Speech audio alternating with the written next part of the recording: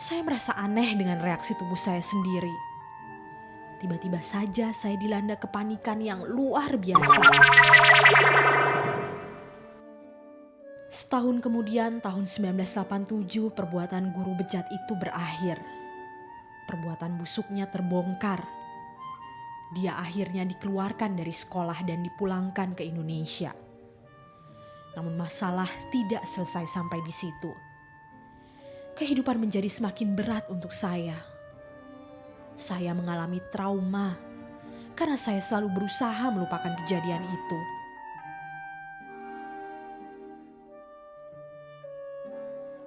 Saya terganggu sekali di masa sekolah ya. Jadi kalau saya setiap di sekolah itu sering timbul rasa ya trauma-trauma.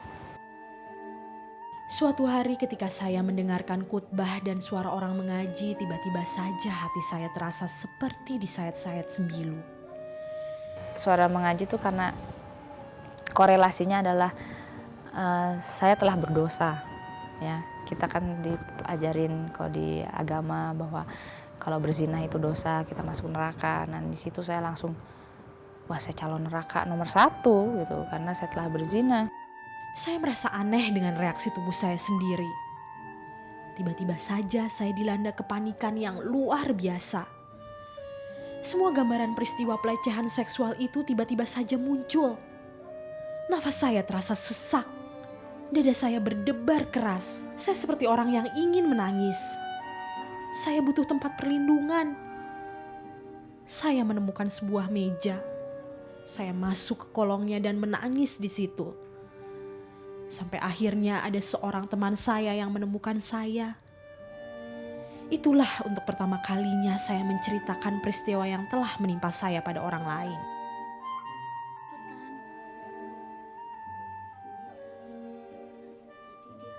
Dia sangat kaget sekali. Pertama kaget karena saya sahabatnya tapi tidak pernah bercerita. Kedua dia tidak menyangka bahwa benar-benar telah menodai saya ya.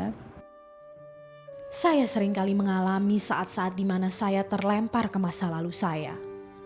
Ke masa-masa di mana guru saya itu melakukan pelecehan seksual terhadap saya.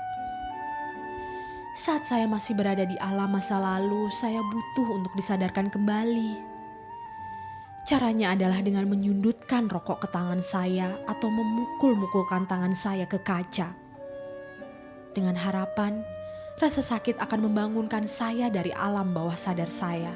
Kalau saya mecahin kaca tuh nggak puas kok hanya sekali, bisa jendela atau misalnya pajangan lukisan gitu kan ada kacanya. Jadi kalau misalnya saya tonjok gitu, saya pukul kan pasti pecah tuh. Itu nggak puas. Saya tuh harus sampai kaca itu sampai perintilan kecil-kecil gitu. Sampai kerikil kayak butir-butir kecil sampai darah mengalir gitu baru saya puas. Karena akhirnya ada kepuasan tersendiri untuk merasakan rasa sakit itu tuh lebih enak deh daripada saya berada di alam itu. Memori-memori tentang kejadian masa lalu semakin membuat saya sulit untuk menjalani kehidupan normal. Terlebih lagi saat saya memutuskan untuk menikah tahun 1995. Lalu punya anak.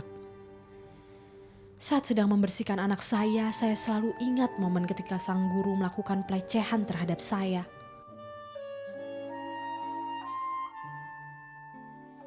Iya, jadi saya kadang susah untuk bisa hidup dalam hidup kekinian. Ya pasti dikaitkan dengan masa lalu, kejadian masa lalu seperti itu. Yang nggak normal gitu ya. Akhirnya saya memutuskan untuk menemui seorang psikolog.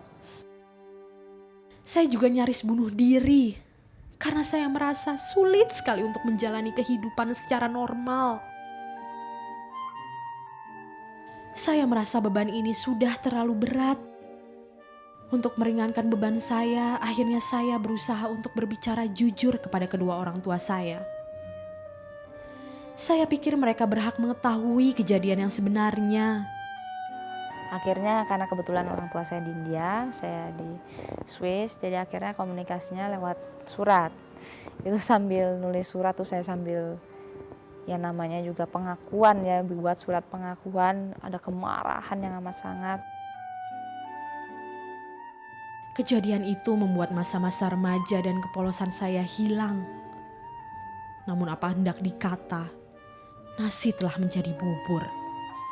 Yang ada sekarang hanyalah bagaimana saya harus menjalani kehidupan demi masa depan saya.